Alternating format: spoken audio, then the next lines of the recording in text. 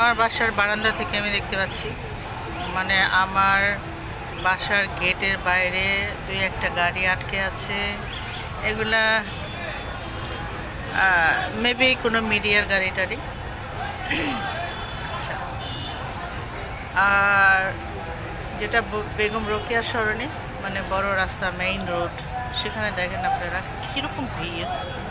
মানে যিনি মারা গেছেন তার নাম হাদি। মারা যাওয়ার পর আমি শুনলাম, অবশ্য না, মানে গুলি খাওয়ার পর থেকেই শুনতে পাচ্ছি হাদি গুলি খেয়েছে, হাদি মরণের সাথে যুদ্ধ করছে, হাদি অমুক, হাদি তমুক। হাদি যে এত বড় নেতা ছিল, এটা আজকে মানুষের এই ঢল দেখে মনে হচ্ছে আর কি, বোঝা যাচ্ছে যে না, মনে হয় সে খুব বড় ধরনের নেতাই ছিল। আমি দেখতে পাচ্ছি যে সবার মাথায় টুপি, মনে হয় জানা যায় এত মানুষ হয়েছে। আচ্ছা, এত মানুষ যে দাঁড়িয়ে আল্লাহর দরবারে তার জন্যে হাত তুলল, তাকে আল্লাহর কাছে সঁপে দিল, সত্যি কি আল্লাহ এটার মর্ম দেবেন? এটা আমার অবোধ মনের প্রশ্ন আর কি, মানে কৌতূহল।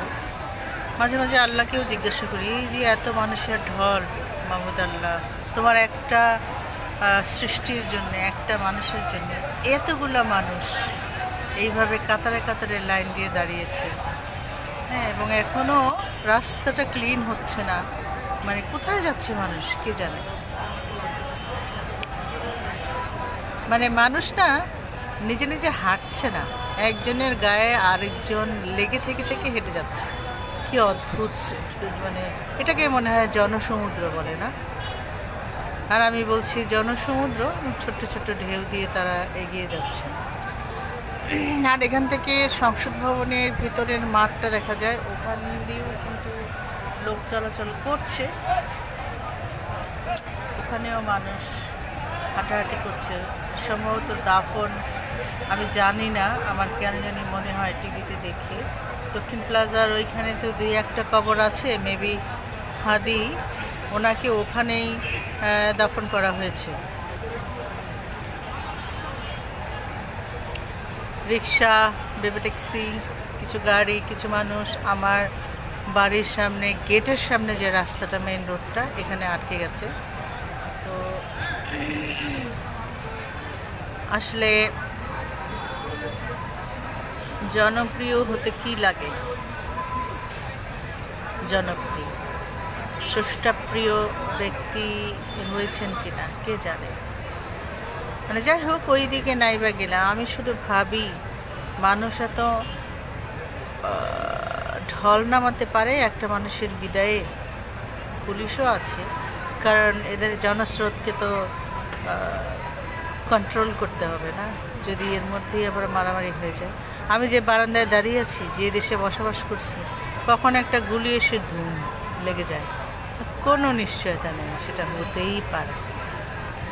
আমাদের দেশে গুলি করে মানুষ মারা, গুম করে ফেলা, কাউকে ধরে নিয়ে আটকে রাখা একেবারে স্বাভাবিক জিনিস। এতটা পান্তা ভাত মনে হয় পৃথিবীতে আর কোনো দেশে নাই।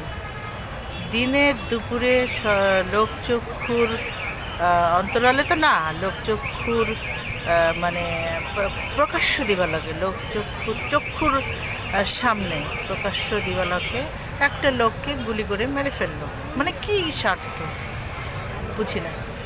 কি কিছু ন্যায় কথা বলেছিল সেই জন্যে, কিংবা ভবিষ্যতে সে দেশের রাজনীতিকদের মধ্যে একজন কর্ণধার হবে, সেই জন্য, সেই ভয়, এত ভয় একটা মানুষকে মেরে ফেলা।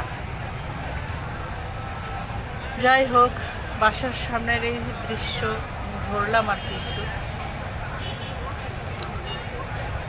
আমার বাসার সামনে কিছু লোক দাঁড়িয়ে আড্ডা মারছে, গল্প করছে, তারা হয়তো হাদিকে নিয়েই কথা বলছে।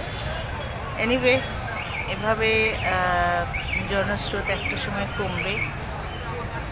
হাদি তো কবরে শুয়ে গেছে মনে হয়, দাফন শেষ। যাই হোক, মহান আল্লাহ তাআলা তাকে ভালো রাখুক। RIP, যেটা বলে রেস্ট ইন পিস।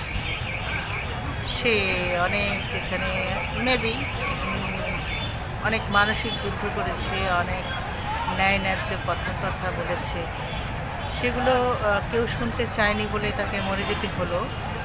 মেবি এইটাই হবে হয়তো। আমি আসলে খুব ভালোভাবে জানি না বিষয়গুলো। আমি একটু এই মুহূর্তে এই বয়সে এসে একটু মূর্খ হয়ে গেছি। দেশের রাজনীতি নিয়ে কথা বলতে ভাল লাগে না আমার। তো যাই হোক, যে মানুষটা মারা গেছে তার জন্য দোয়া থাকলো, আর এতগুলো মানুষের জন্য শুভেচ্ছা থাকলো, তারা সঠিকভাবে সহি সালামতে বাসায় গিয়ে পৌঁছায়।